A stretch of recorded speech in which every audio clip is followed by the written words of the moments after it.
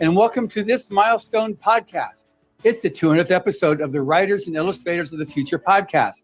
This is John Goodwin, your host. This podcast is inspired by the L. Ron Hubbard Writers and Illustrators of the Future program, now in its 40th year.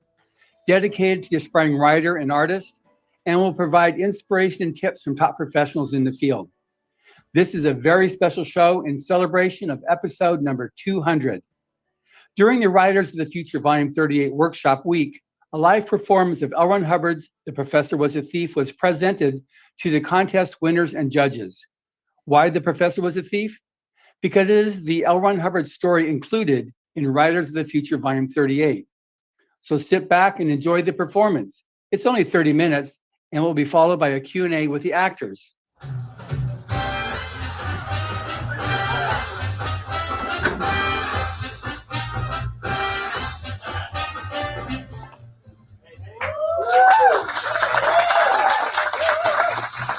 Welcome to the L. Ron Hubbard Theater's Golden Age Radio Hour featuring The Professor Was a Thief.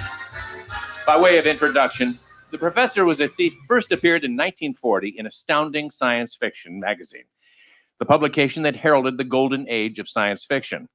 The story was later included in an anthology entitled My Best Science Fiction Story, as chosen by 25 outstanding authors, edited by then well-known and prolific editor Leo Margulies. L. Ron Hubbard wrote an introduction to this story, and here are his words.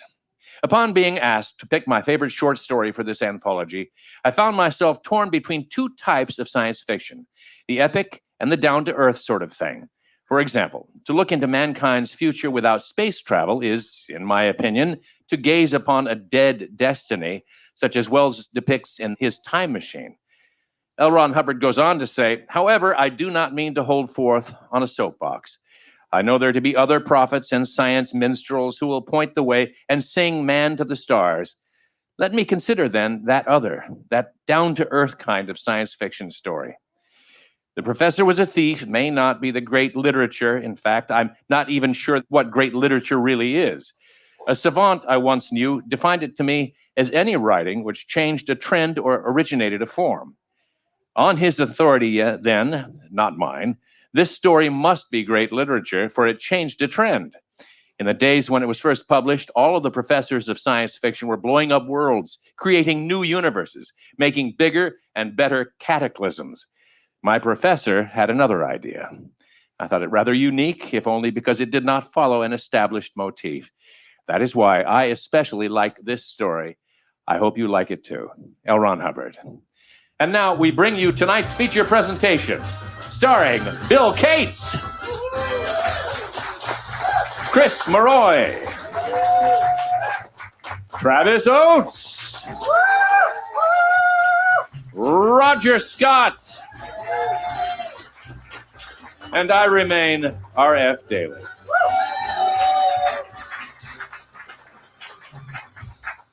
The Professor Was a Thief by L. Ron Hubbard. Mr. Calborn said he had to see you right away. Yeah, you sent for me? Yeah. Oh, I sent for you? Oh, yes. I remember now. Pending your retirement, you've been put on the copy desk. My what? Your retirement. We're retiring all employees over 50. We need new people and new ideas here. Retirement? When? How? Effective day after tomorrow, Pop, you are no longer with this newspaper. Our present Social Security policy will pay me off about $20 complete. Yeah. What the hell with that? I brought this paper into the world, and it's going to take me out. You can't do this to me. I'm staying as a reporter. All right. You're staying as a reporter, then. It's only 2 days. And you're giving me assignments. All right. Here's an article I clipped a couple months ago. Just some speech made a long while ago to some physics society. Oh. Yeah, get a story on it. Well, I'll show him. Call me a has-been. Well, I can make a story out of nothing. He thinks I can't do that, right? Well, I can. I'll get such a story that he'll have to keep me on and promote me and raise my pay.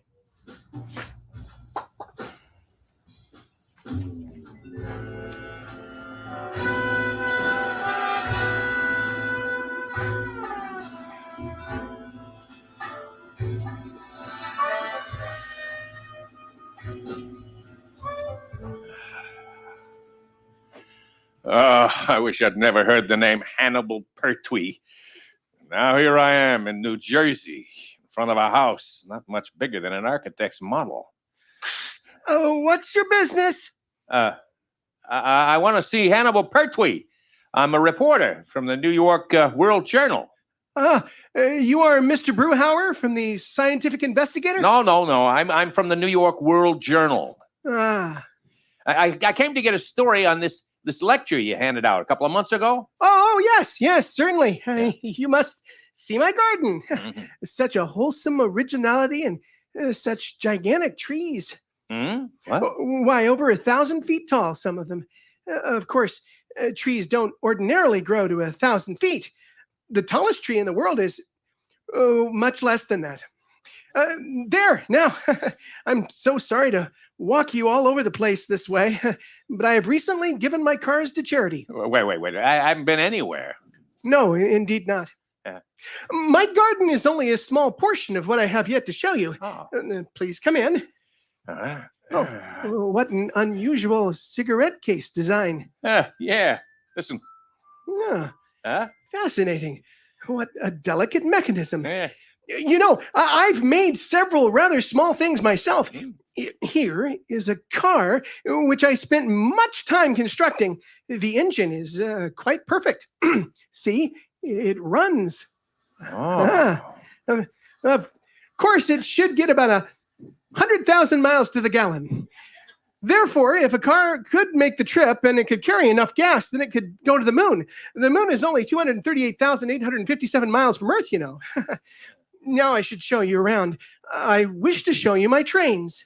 Trains? No, Mr. Pertwee, I came about that lecture. Lecture? Yeah, that you made before the Physics Society. Something about moving freight. Oh, the Pertwee elucidation of the simplification of transportational facilities is applying to the freight problems of the United States. You mean that? Yes, that's it. Just some comment or other. I couldn't understand just exactly what it was all about. Oh, there's nothing half so lovely as a train. Oh, my. You got stations and semaphores and miniature rivers and underpasses and sidings and switches and a whole fleet of freight cars in a yard. Nearly every type of equipment is represented here. Yeah. You must go now. Look. Just give me some kind of an idea what you were talking about in that article so I can mention it in the newspaper. No. Do you understand anything about infinite acceleration? Well... Or the fourth dimension? No. Einstein's mathematics? No. Then I don't think I can explain. They would not believe me. So you see, you wouldn't either. Good night. Wait. No. Oh. I seem to be missing my cigarette case.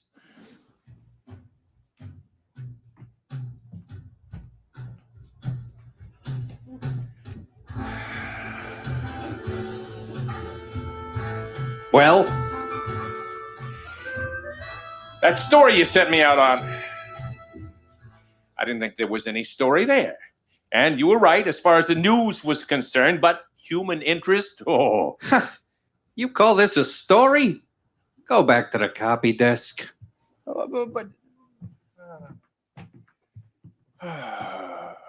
Hey, you look like you need a drink. I do. So, he's making it tough on you, is he? Dirty rat. Never mind, Pop. When better newspaper men are built, they'll all look like you.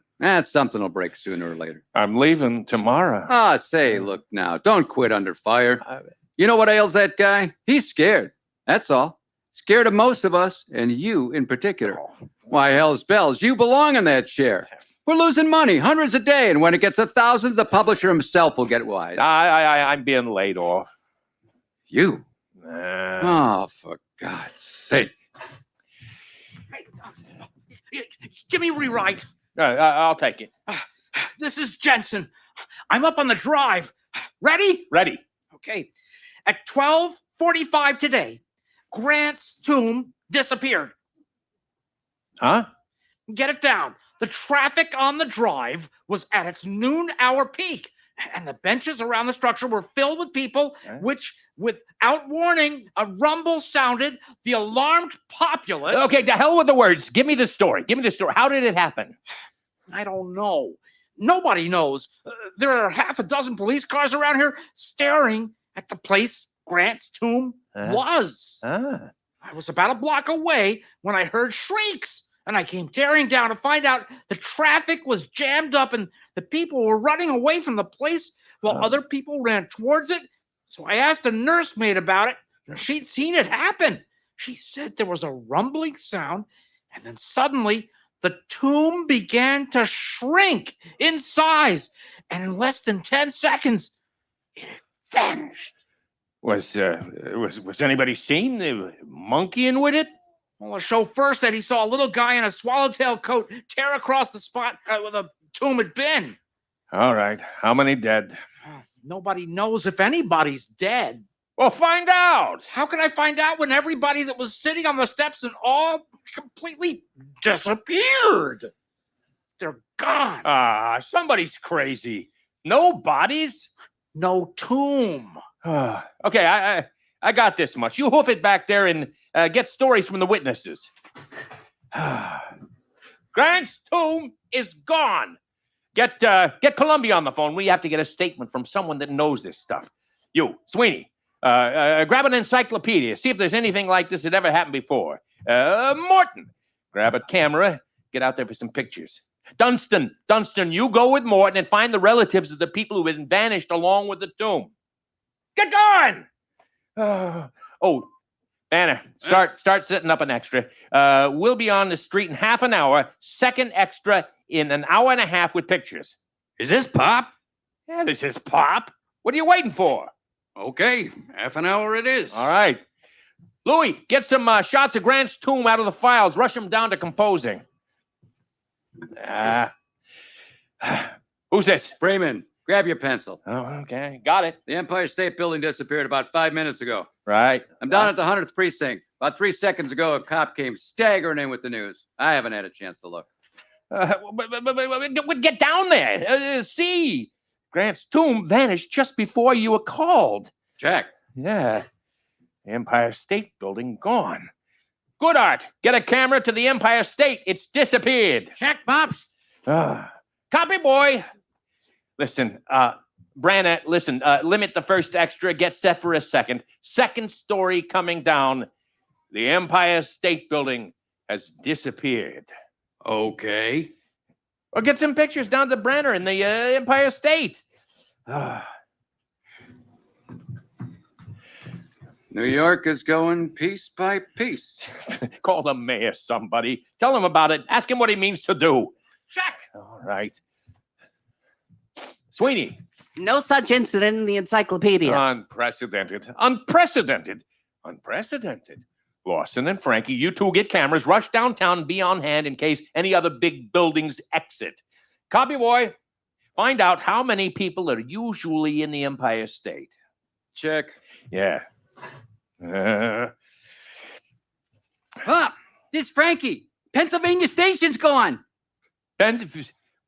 Full of people? Yeah, and trains and everything. There's nothing there but a hole in the ground. I was lucky. I was about a block away and I saw it happen. You said big, so I figured Pennsylvania. Get the story. Well, there was a kind of a rumble, and then all of a sudden, the station seemed to cave into itself, and it was gone. A little guy in a swallowtail coat almost knocked me down running away. He was scared to death.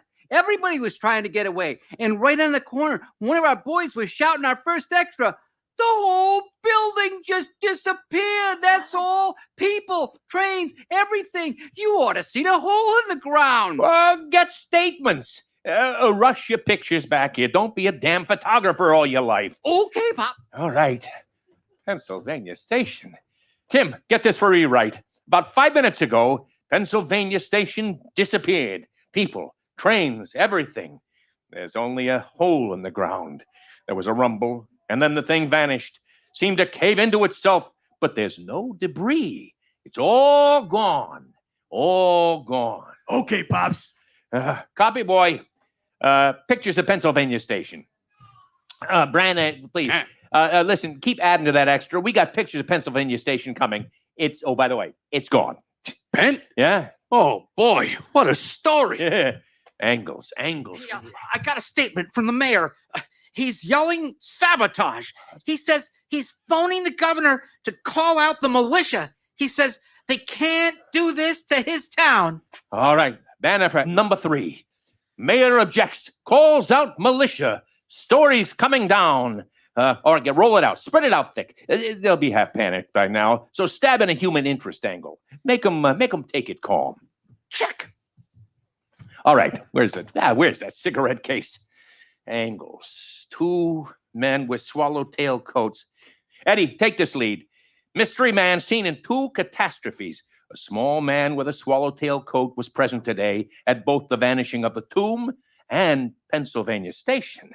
Was seen to run across the place where the tomb had been and collided with one of our reporters just after Pennsylvania disappeared. Got it? Got it. Check. All right. Now there's something about that. There's something about that Hannibal Pertwee. Railway station, cigarette case, swallowtail coat. She's sure gone. What? The Empire State. There's nothing but a hole in the ground. There were umpteen thousand people inside. There's no sign of them. Okay. Do me a story about the state of the city. How calm they're taking it. Smooth them down. 3rd extra's on its way, and you'll make the lead in the 4th. Did you do this? Boss? Well, yeah, sure. What about it? Why didn't you call me? You know where I ate lunch. How do you know this story is true? What do you mean spreading terror all over town? How is it that we get a paper out so quick when there's nobody else on the streets? If this is a farce, then we'll be in Dutch plenty. Civil and criminal actions. It takes guts to run a paper. Well, if that's what it takes, you've got too many. Now we've got to check everything we've printed. If we've got another extra on the rollers, you've got to kill it and find out if it's true. The 3rd extra is on the street. Listen, I've pinch hit as night editor so often that no one's questioned my right to go ahead. But you took the authority without even trying to find me. A story has got to go when it's hot. And you ran this one so hot that you're driving New York into a panic. What? Get out. What? I mean it. I said get out. You're through. Finished. Washed up. Today instead of tomorrow. Well, that was fun while it lasted. You're going to take him at his word? Just because you were smart enough not to wait? He's just sore because you did so swell. Maybe. You're not going to quit like this, are you? No, not like this.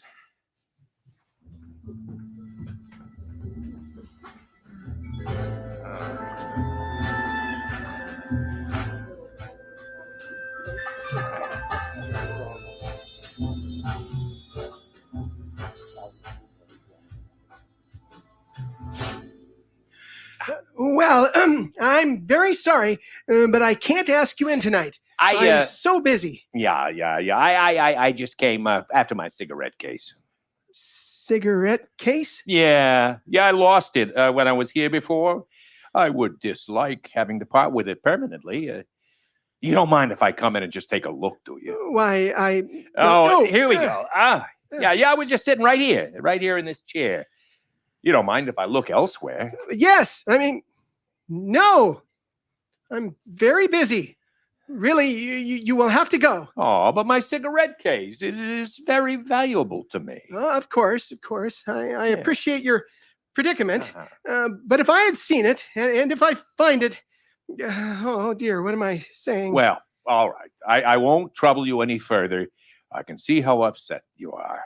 But what's that in your pocket? Yeah. Wonder how that got there. Yeah, so do I. And now if I could inspect your trains again. Well, yes, all right. Just come this way. Oh, damn him. And he broke my cigarette case.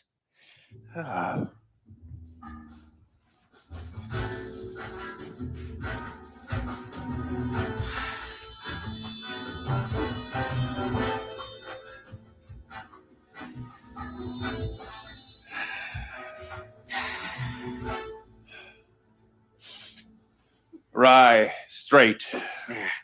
Well then. Ain't that awful about them buildings and all, eh?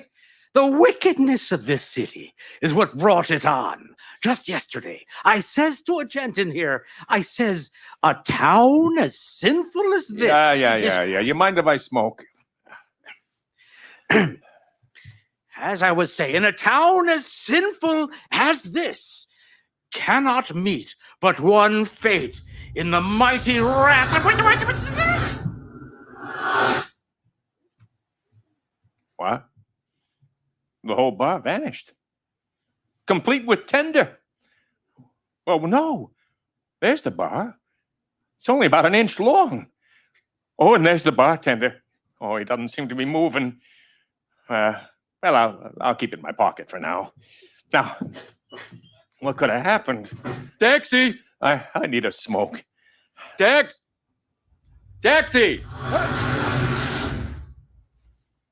Cab's gone. What's this? Oh, there it is. There it is, a little less than an inch long. I better call the night editor from a phone booth.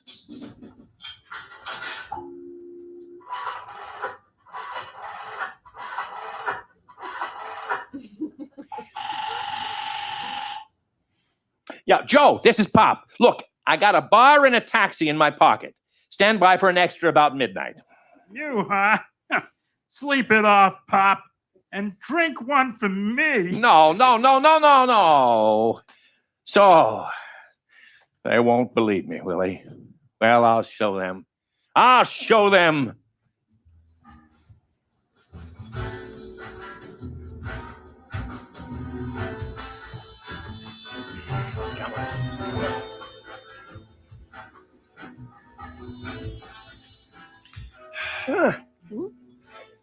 Let go of me. I won't. Mm-hmm. It's no use. I won't tell you or anybody else. After what they did to me, why should I do anything for them? I got some items here I found accompanying the vacant spaces in the vicinity of New York on your toy railway system. I'll have you for burglary. You can't prove anything at all. What if I do have some models of buildings? Can't I make models of what I please? Yeah, what about those people that you can see in them? Can't I make people in model form too? What? You here again? Yeah, that's right. And I had... There's no use begging for that job. We don't need anybody. Now get out or I'll have you thrown out. I don't think so. Send in Mr. Graw. I'll blacklist you. Yeah. You'll never work on another paper again. Yeah, I'll take my chances, all right? Mr. Graw. Well, here I am. What's this? He won't get out. He sent for you. Not me. I didn't. Well, of all the cheek. Now, listen, you two. I've been in this business a long time, and I know what a story is worth. You're losing money, and you need circulation. Well, the way to get circulation is to get stories. Now. No, I won't. Here on the table. Pennsylvania Station, Grand Central, Grant's Tomb, Careful. and the Empire State, and the bar and a taxi. I won't. What are these? Just what you see, the missing buildings. Preposterous. If you have gone to all this trouble just to make some foolish story. Oh, I've gone to plenty of trouble, but not to have anything made. These are the real thing. Rot. Yeah, well, I'll make you a proposition. I'll restore these to their proper places. If I do that, can I have my job back permanently? If you can put back what this city has lost, I'll give you your job back. Yes.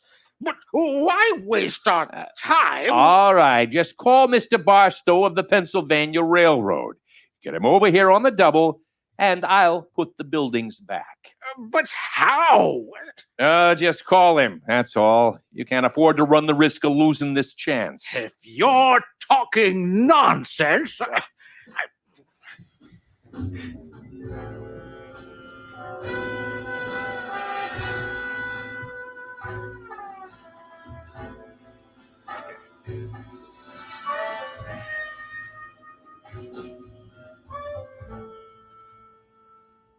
You called me, Grom. By God, I hope you've got some news. Pop here claims to have your station. He says this is it. Is this a joke? I mean, that's a perfectly good replica, certainly, but Look. This is Hannibal Pertwee, probably the smartest scientist since Moses. oh, you. So you know him? Yeah, he used to bother us quite a bit. What is it now? We get somewhere. Now, Barstow, if this gentleman replaces your Pennsylvania station and these other objects, will you make a contract with him? About his ideas on freight? I don't know which is the craziest statement, that you'll restore the buildings or that anything he can think up will affect our freight, but go ahead. Here, I typed it up. Sign it. All right, that's done. All right. So, this is what you've been begging for all this time. You got it now. Go ahead. You mean that you really consider my propositions? That you may utilize my findings? I've said so in this paper. Well, you see, gentlemen, my idea was to reduce freight in size so that it could be shipped easily. And so I analyzed the possibilities of infinite acceleration. All right. Spare the lecture. Get busy. They won't understand anything but action. Yeah, action. Yes. May I have the cigarette case? Sure. Yeah.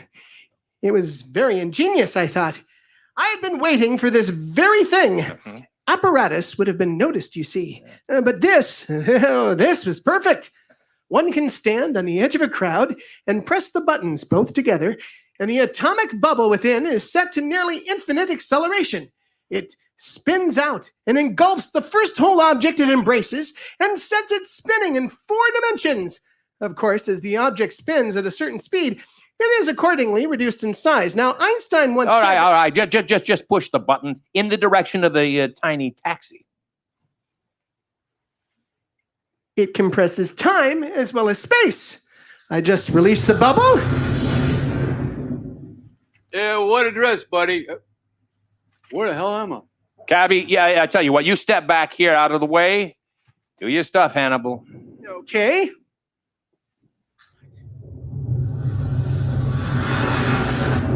Hey, my cab! Yeah, that's all right. We'll make your cab grow up shortly down in the street where it belongs. Frankie, you and Lawson get some cameras. Freeman, you call the mayor and tell him to gather around for the fun. Sweeney, you write up an extra lead, telling the city is all well, and I'll knock out a story on this. No, you won't. Oh, wait a minute. You said in front of witnesses. I don't care what I said. I've suddenly got an idea.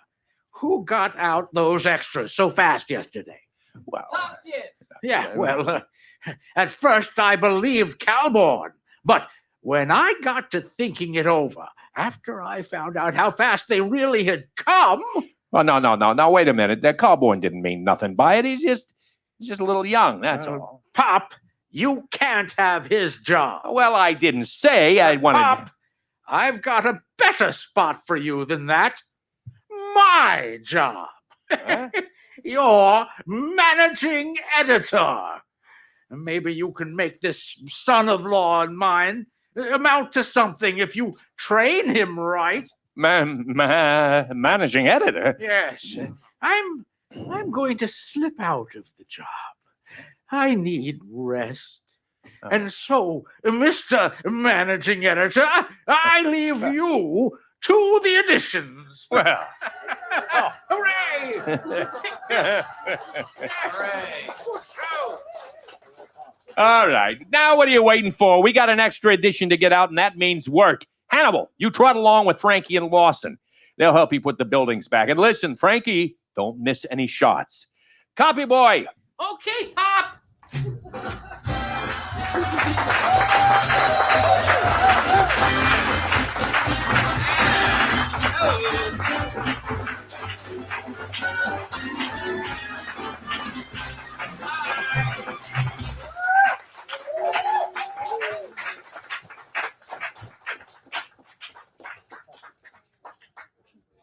Welcome R.F. Daley, Travis Oates, and Roger Scott. Happy to be here. Happy to be Hello. here indeed. Hello, everybody out there in podcast land. Absolutely. Now, being mindful that this is the Writers and Illustrators of the Future podcast, and I always try to provide some tips to help make better writers and artists, this is a question and answer that we're going to have with the actors that will help give you some tips on how to make yourself a better writer, and if you're an illustrator, how to better portray a story. So first of all, from your perspective, and in reference also to the story we just listened to, what makes a good story from an actor's perspective? For me, it's and this is Roger Scott speaking. Yeah, this is Roger Scott. For me, it's transportation. It's transportation into another world that the writer creates. They set the parameters. It takes us out of our daily lives. It moves us into a world that we may think sometimes that we're familiar with, but might move us deeper into it so that we understand it better. Or it could move us into a fantastic world, like The Professor Was a Thief. And now we're in a world where, wow, something like that could happen. Well, in the writer's hands, in this case, in L. Ron Hubbard's hands, the answer is yes, because he creates parameters that are believable. Even if it's believable in the gossamer world that he creates. And so it's a fun place to go into. So transportation for me makes a big difference. This is Travis Oates. Adding to that, I think as well, a story that has universal and evergreen appeal is one that also relates to the universe that you live in, the time that you live in. I think the best stories are relatable, whether you're in 1940 or 2022. And I think many of L. Ron Hubbard's stories, and this one included, have reflections of the world that we live in within, the boundaries of the story that's being told. And this is R.F. Daley, and I'd like to add on to Travis's thought on that. The thing that I love about this story in particular is that the prose transports you directly into the time, the way they speak, the language, the idioms, the slang, and it's not only the time chronologically, but it's also the place, the newspaper business at that time. And L. Ron Hubbard knew all of these things intimately, and he was able to communicate them so well. It was pretty much easy for us to jump on that sled and ride uphill, which is an odd thing to do on a sled, but it somehow worked. That's great. Thank you.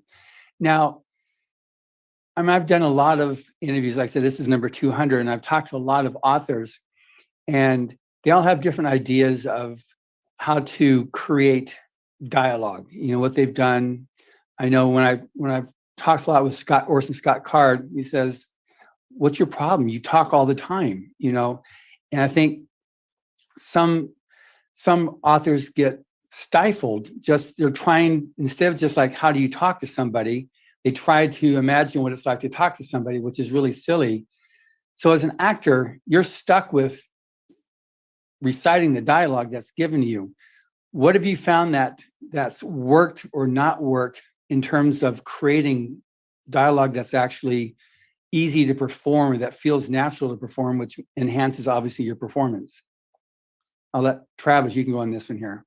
Sure. And I should note that my primary job is actually as a script doctor. So I often go in to existing scripts and change the dialogue so that it sounds more natural and sounds like it is more believable coming out of someone's mouth. But as an actor, when you're given dialogue, it's kind of similar in a weird way to, if you're playing someone, the bad guy, if you're playing someone who's evil, people always say, how can you play someone effectively? And you have to find, the humanity and something to relate even with the most evil of person that you're doing. So with the dialogue, even if the dialogue, when you initially read the dialogue, if it doesn't fit into your brain, you have to find a way to find the flow and to find the pattern and the patter of that dialogue, especially when you're dealing with dialogue that was written, 50, 60, 70 years ago. You have to kind of do a little bit of research and maybe immerse yourself into that time period so that you're better able to find what that author was trying to impart and in what way that dialogue, an author, for example, that is very hard sometimes to translate their dialogue on the screen is Stephen King, because it's written in that Boston, upper New England accents. And sometimes it can be very painful to hear people try to duplicate that. And often, when you get an actor who really keys into it, they have no problem with it. So I think, anytime you're dealing with something that is a period, I think part of it is just trying to immerse yourself in that period mentally. Good. Thank you. RF, any thoughts? Yeah, I completely agree with that. But the one thing that we also have to remember is that although there are certainly some differences in the way people spoke and the words they spoke at different times, I think you'll find even Shakespeare, when Shakespeare is spoken with an understanding that you would have if you were speaking contemporary English, it communicates just as well as contemporary English does to a modern person. The intentions are the most important thing. So if you're communicating the ideas and the thoughts and the emotions, I think that probably takes precedence over any other aspect of speaking the dialogue. And I think that's key, what he just said there. If you listen to people who are doing Shakespeare and it's more like they're reciting a poem, without thinking through the process of what's being said, instead of reciting it like it's beautiful prose rather than somebody actually speaking it, that's when Shakespeare becomes painful to watch instead of glorious to watch. Got it. Roger? Yeah, I was going to say, along with both what RF was saying and Travis was saying, first of all, on Travis's thing, like if you're playing a bad guy character, first remember, the bad guy never thinks, or the evil guy, he doesn't think he's evil. Right. Right? He's Right. playing what it is. Tony Soprano didn't think he was evil. He was doing what was expedient for what was necessary to be done. And that's the way bad guys are too. We can perceive them as evil in terms of what they're doing. But getting back to what RF was saying, the human condition is behind all of it.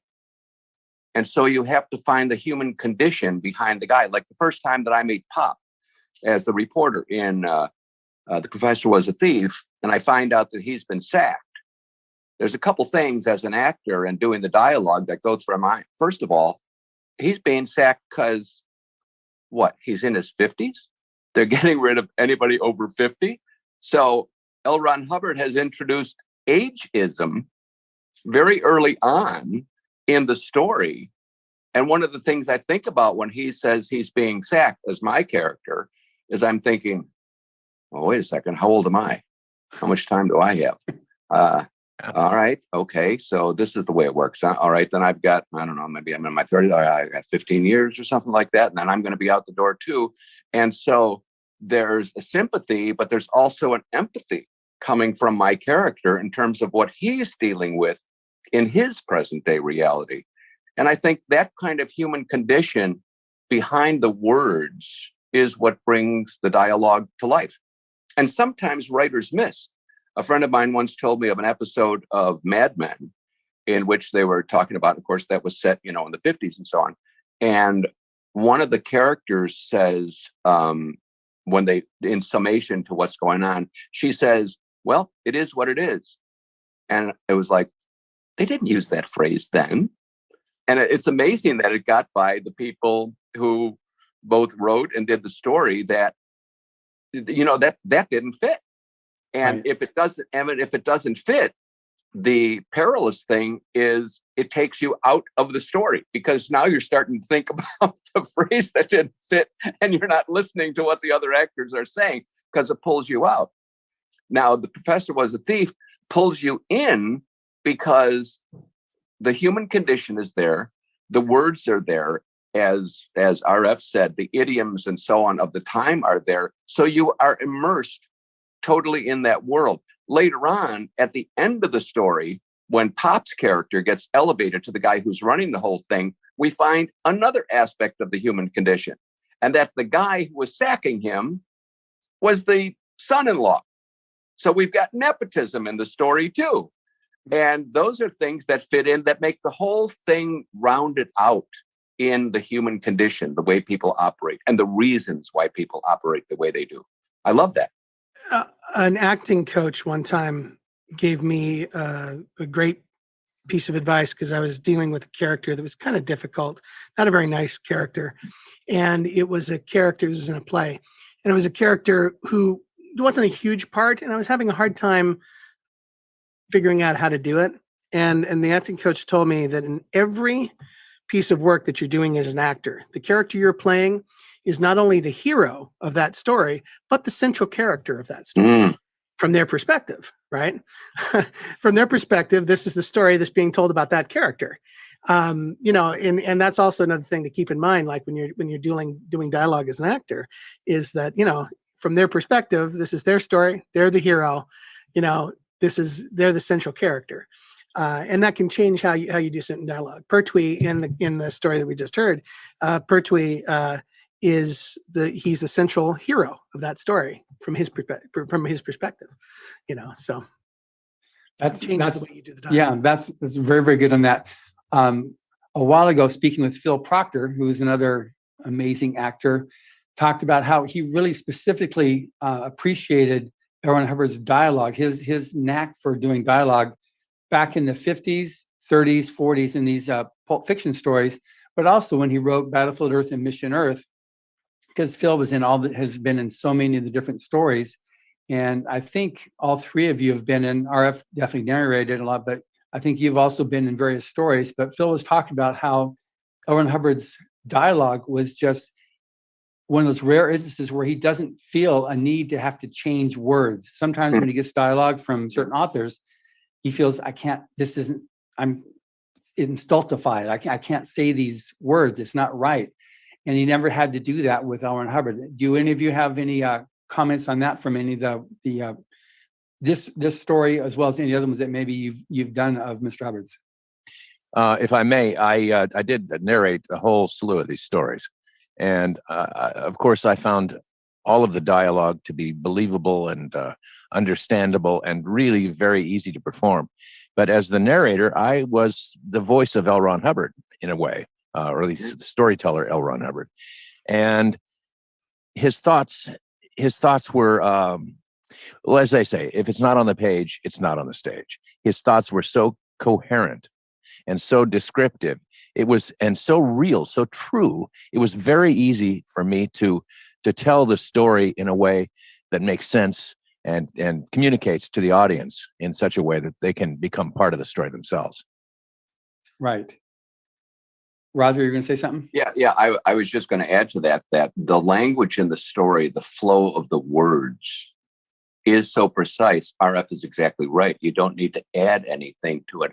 I can only assume that he was a good jigsaw puzzle worker too, because all the pieces fit in the characters and in what they're saying, the way they're saying it. And so it's a treat as an actor to take the words in front of you and, play the play and just do the words. They're right there. That's great. Now, in terms of, so listeners out there listening to this podcast, the idea of writing dialogue, have you all experienced something that, like, the difference between good dialogue and bad dialogue, or what makes something really work for you versus not? That you can say anything you have to say on that, Travis? Well, a professional actor never has bad dialogue. No. Because you find a way to make that good dialogue. It's all in the eye of the beholder. But obviously, since my job for a living is to take dialogue and to change it, I have seen some, shall you say, difficult dialogue to say, and changed it to dialogue that's easier to say. But it's all in the eye of the beholder. I mean, I love working on stuff. The older, the better. The problem is, one of the ways to make modern dialogue sound better is to make it less articulate, which is sad to say. But, I love, I just worked on a Western not too long ago. And even in the Western where you think, these people are somehow dumber than we are because they are from a society which, is more crude technologically, but their words have a lyricism to them and kind of a beautiful flow to them. Even the inarticulate people in those Westerns, it's still a pattern and a flow. I mean, you were just talking about Shakespeare, RF, and Shakespeare, he was often writing, the characters in there were supposed to be like the lower class individuals. They were talking the people's English. It was supposed to be guttural, English by societal terms, and yet it had such a lyricism and such a beauty to it, and such a beautiful way of talking comparatively. People were a lot more literate. When I say literate, I mean books had a more central place in people's experience of learning and so forth. They didn't. Even the illiterate people talked more literate. Yes, well, they listened. They listened to people who were literate, though. Right. One of the things. Go ahead. I was just going to say, RF. One of the things that brought all of this to my mind immediately when you started talking about that, Travis, and how you have to make things almost more inarticulate for the ear today. I go back to that Ken Burns Civil War series when they were reading those letters from Confederate privates and Union privates back to their families and stuff. And oh my gosh, the writing in those letters and the words and whatnot, you go, whoa, we have lost a whole bunch of stuff because these people had a way of communicating in words that were so poetic. There's a comedian on YouTube that in the same style of the letters from the Civil War, does letters from the most recent war back. And it's really hilarious to hear like people talking about modern things in those terms, because it's just so ridiculous and it just sounds so, I don't know, petty compared to the things that they were talking about. And here's another thought on that same thing. In those days, they had to dip a pen into an ink well and they had to write. And it was a time-consuming thing, which gave them time to think. They weren't tweeting with their thumbs, So they considered what they were saying, I think, a lot more than people who are doing it now. And may I say that was a lot more difficult to do in the middle of the frozen winter when people were shooting at you. Yeah. So it's really amazing that some of those letters were sent, period. It's amazing their iPhones worked at all. Yeah, exactly.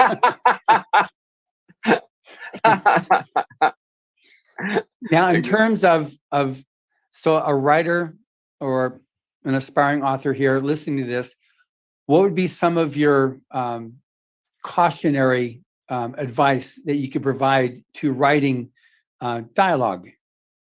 I would say the biggest thing, since I see a lot of dialogue that is being paid to be rewritten, do not overwrite. Write the dialogue that is necessary for the scene. Don't write dialogue. Don't explain to me something that you're doing. That happens a lot too in scripts. They're doing something in a scene and they're explaining what they're doing at the same time. Also, don't write a whole lot when you're alone. People don't usually talk to themselves. Even in novels, that's usually an internal dialogue. Just let the action play out. That would be the biggest overall things that I would say. Also, I should mention that I did at the age of 17, I did try out. I joined the contest of Writers of the Future, and you guys looked it up, I believe, and actually found my submission many years ago. And I would also say to those people who are trying, my writing was horrible when I was 17, and I deserved to not get an award. But as you get better and better, don't stop attempting. Don't keep those submissions going. Thank you. Yeah, we had one person that had been entering, for literally decades. We've had many winners have been entering for decades to build the craft and work on it. And sometimes you have to let your skin thicken a little bit because you're definitely going to be experiencing a lot of rejections, which is why the contest is so important as well, because you've got like-minded individuals that are totally willing to do whatever they can to help you and give you that assist. And that's, I mean, the three of you right now talking, that's what that is. You're helping these aspiring writers. Here's something that, just something as simple as writing dialogue that is convincing can make the difference between a story selling and not selling. It's a pretty big part, but it absolutely will. Bob? Yes. I'd like to very badly paraphrase and quote L. Ron Hubbard on this. Just write, he says. Just write. Don't sit there and edit yourself as you're writing. Just write it. Write it. Get it done. And then if you need to edit it, you go back. But don't sit there and spend too much time on a sentence, because you know what the intention is. Just write it so that it communicates. Exactly. I used to do a thing where when I was writing something, I would end my day of writing in the middle of a sentence, and then wait overnight and reread what I had written, because the next day it looks like it was written by somebody else other than myself. And then so you read through there and you get to the point where you're in the middle of the sentence and it's like, oh, and it just takes off from there. And you know how you're going to complete the sentence from there. One of the things that, if I could give some advice to the writers, and L. Ron Hubbard obviously did it in this book, he went the other way. Like he said, they were doing big words and cataclysmic blowups and stuff, and he went inside. Okay, he went into an unpredictable world where you shrink things down. So when you're creating a story, we talk about Jules Verne. Certainly L. Ron Hubbard has to fit in that category. They're creating fantastic things. And we find out later on that some of those things were predictive. They were things that did happen in some form. So when you're creating a story like L. Ron Hubbard did in this one, and Professor was a thief, think about your story. What might happen in the future that you could create in the now? That is something that is possible in the future. I think about this shrinking of things down, and I watched a special on this show where a fella had come up with an idea. Those big cargo bins that go on the ships and stuff that you see all stacked up and whatnot. The problem is when you get everything emptied, you're transporting empty cargo bins. Well, the ship only holds so much. Well, this guy came up with a way of putting those great big squares, and with mechanical operation, he shrank them down till they fit together almost like a big metal suitcase. And instead of being as wide and as long as they were only like 3 feet wide, with the whole thing shrinking into its and I couldn't help but think of that when I thought of L. Ron Hubbard's thing of shrinking things down. And this guy came up with a way of shrinking things down so that there was more room for more cargo bins. It was amazing. So in itself, The Professor Was a Thief was predictive in terms of something that, could possibly happen. Absolutely. Yeah. And let me also say, as a writer, about the Writers of the Future contest, there used to be, back in the day, literally hundreds of places where you could submit a short story. Fantasy short story. There were all kinds of things. There were things called magazines. Many of you listening probably haven't heard of those, but there were a lot of them. I think that's just an urban legend. Yeah. But Treasure, and look, I'm not paid to say this. I'm not a part of the organization. They turned me down the one time that I tried to submit something. But I will say, like Treasure organizations like this, because there's so few places nowadays where you can write something that's a short story in science fiction or fantasy, submit it, and actually get it published. That is just so rare these days. Published on paper, in a form that you can own, not on the internet. That's pretty cool that you guys are still doing that, and it's still being, you have judges that are legit. You're not. It's cool that you guys are still doing that. Thank you very much. Thank you. Yes. Yeah. We're carrying forward the original mission statement as given by Ron Hubbard to provide that means for aspiring artists to have their chance for their creative efforts to be seen and acknowledged. And now with over 800 winners over the last 38 years, this coming April, we will have volume 39 released. but we just started year 40. We're in the first quarter of the competition for year number 40. So it's amazing what's going on. We've had, the best of science fiction fantasy authors as our judges. And then the same thing with the illustrator, with the artists as well. It's there is nothing else like it because the contest is free to enter. It's blind judged. So the judges only ever see the story or the art and a number. They have no idea if you're male, female, your nationality, ethnicity, sex, anything at all. It's just strictly by the merit of your work that you will win. And did now, you hear him say free to enter? Right. That also that means something too. That is a big deal because a lot of places, that say they're legit, they're going to ask you for $250, to give it a shot. And free to enter, that's a big thing for all you people out there who want to be writers, and especially in the science fiction age. Every quarter, you should be sending a submission into these guys. In addition to that, not only is it published, but there are cash prizes, ladies and gentlemen. Cash prizes. Yep, absolutely. I'm just going to sit back and listen to you guys go back and forth. Yeah. We're fans. What can I say? Yeah. I mean, and it's all been funded since day one by L. Ron Hubbard from his estate. So the 12 winners every year of the writer contest and the 12 winners every year from the illustrator contest are flown out to Hollywood for a week-long workshop. This past year, they were entertained by amazing and talented actors, including the three of you. I'm receiving one of these stories, but they receive a workshop, and then we have an amazing gala award ceremony. It's referred to as the Oscars of science fiction. We have the red carpet. We have usually about 20, 30 media there to interview the winners. And we have literally it's a who's who of science fiction and fantasy there in the audience as the winners get their awards. And this year it was we had over 3 million people listening to the award ceremony as it was happening live. And like I said, this podcast now is up to 1.5 million listens per episode because of it really is a continuation of what was originally intended by Mr. Hubbard when he created this in 1983. And we have such great people involved with it that it continues to grow and expand. We have entries from over 175 countries now that come in. Wow. And it's just one of those things that's really amazingly prophetic on his part on creating this thing. But then just by the fact that, you three, what you have to say just shows that it does what it says it's going to do, and we've got, like I said, over 800 winners now that will talk about, the success that they've achieved from this. And correct me if I'm wrong, John, but I don't think I am. This is often the gateway to a larger career for those people too, in that industry. Absolutely. Multiple judges are actually past winners of the contest. Huh. Major New York Times bestselling authors.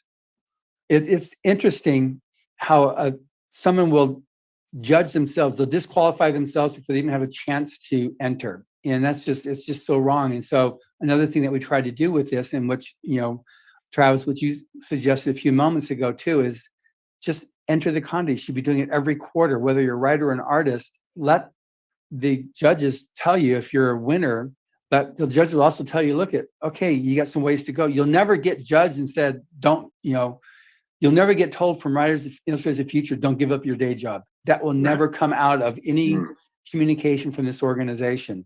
The whole thing is encouraging, and that's what it's all about.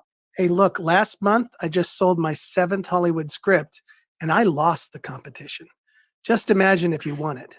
You know what I'm saying? Yeah. And you have at least twice as many. Well, to quote a famous copywriter from a Madison Avenue advertising firm back in the early 60s, it is what it is.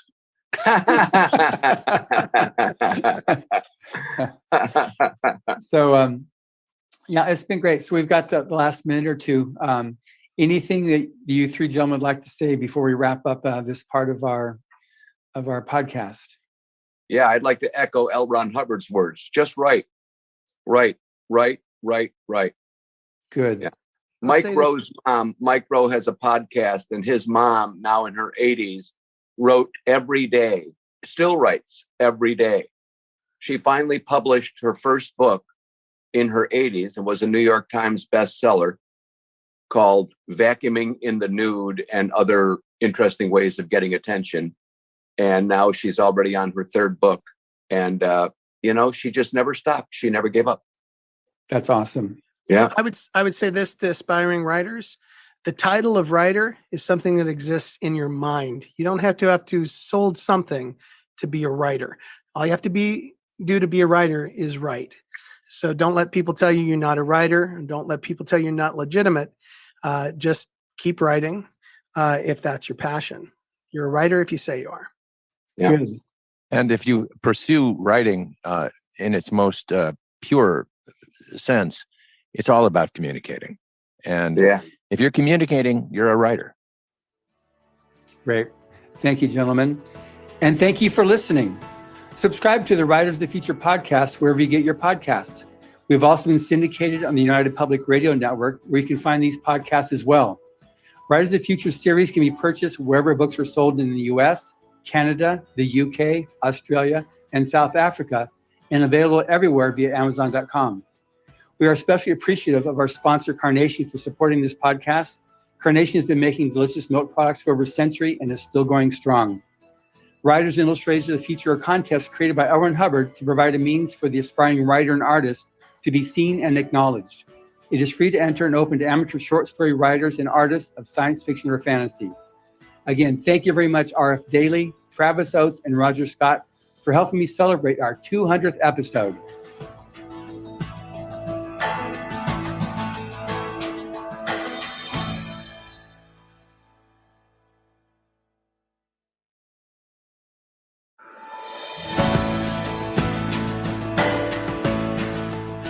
Hello, and welcome to the Writers and Illustrators of the Future podcast. This is John Gibbon, your host. This podcast is dedicated to the aspiring writer and artist and will provide inspiration and tips from top professionals in the field. If you've been listening to this podcast or are new to it, first off, thank you very much. I would also appreciate it if you took a moment to follow the Writers and Illustrators of the Future podcast on whatever platform you use to listen to your podcasts. Today's guest is international best-selling author Elizabeth Wing, best known for her novel Codename Verity, whereas for me, she is best known as a winner in Writers of the Future Volume 3, but we're going to get to that in a moment. Hello and welcome, Elizabeth.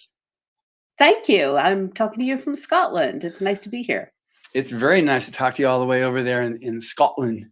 And before I butcher anything else, I'll just leave it with that right there. So now you were a winner in Volume 3. Volume 9. It was Volume 9. Okay. Mm-hmm. You winner in Volume 9 with your story Fire. And you had your fellow winners there. Then it was Sean Williams, Eric Flint, Stoney Compton, Kathleen Dalton Woodbury, Brian Lee Durfee, and Carolyn Long. Are you still in touch with any of those folks?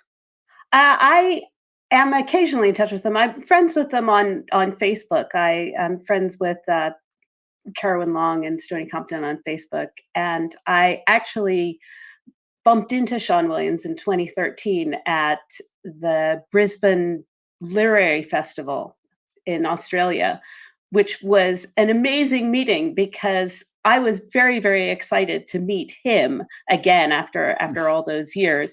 Mm-hmm. And he didn't actually realize who I was. And he had read Codename Verity and had loved it. So he was excited to meet me.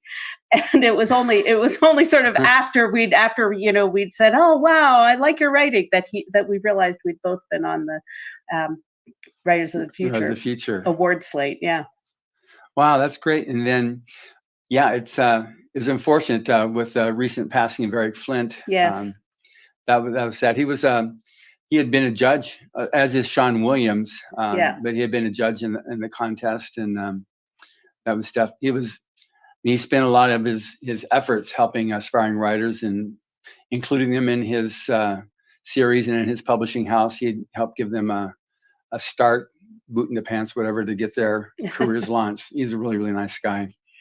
So I'm just curious, is there any particular aspect to being a winner of Writers of the Future that you feel played a positive role in your trajectory as a writer? And if so, how so? Well, obviously being told that your writing is any good is always, a great boost. But for me, what was really the most wonderful thing about it was being able to get together with the other authors, because I was out there in the blue at that point. I really didn't know. I knew I wanted to be a writer. I didn't know how you talk to anybody, how you exchanged ideas and sob stories with people. And having the chance to work with all these people was really life-changing for me, eye-opening. And of course, I didn't really know much about the science fiction fantasy field anyway. And they all said, "Oh, come to World Fantasy Con," and they said, "Do you know this person? Do you know that person? Have you submitted stuff to this magazine?" And it was, as I say, it was life-changing. That's great. And then I think that the story you wrote what was his relationship to Winter Prince? Well, I was, although I submitted the story that I wrote, Fire, to the competition legitimately. I did not have a published novel or a published story at all at that point. I was new to the field. By the time that the award ceremony came around, my first book had already been published. And that was, yeah. So it was actually in the same month. So it was like, I felt like, my ship had come in at that point. For sure. And the Winter Prince was a sort of Arthurian fantasy focusing on King Arthur's son Mordred and his stormy relationship with his siblings, who I'd made up. And Fire was a kind of mini sequel to the Winter Prince, a little epilogue. And it was because these characters were still, very much alive in my head, and I didn't want to let them go. And so I wrote it almost as soon as I finished writing The Winter Prince. And that was the story that I submitted. That's a cool story how that works. Go ahead, though. No, I was going to say it came second in my quarter, which meant that it did not go on to be entered in, the grand prize competition. Right. And I was so glad that it hadn't, because honestly, because if I had been competing with these other authors for another prize, I don't think I would have enjoyed my experience there as much. I would have been, oh, I hope I win, and who's the competition? And instead I could just kind of sit back and relax and admire everybody and have fun. That was the year that Carowin won. And just an interesting anecdote on that particular phenomenon you're talking about there. Jerry Purnell used to love going around, and he once he knew who the grand prize winner was, he'd go up there and say, "Don't worry, it's not you." And so they'd be totally all, just chill now, because, okay, it's not me. The pressure's off. I don't have to worry about it. Is it me or not? And then they'd be called, the camera would be on them, and you just see them totally flustered, like, trying to register, because they'd been told they weren't it, and now they're being told they are it. And he used to love playing that game of. Well, Carowin and I, during that week, became like kind of instant best friends. Mm-hmm. We were, we've drifted apart in the 40 years or whatever it is, 30 years, I think, since then. But we really hit it off very well. She said at one point, "Oh, I feel like I found a sister." And so we were kind of like arm in arm. And at that point, we were both pretty young, and, the cute girl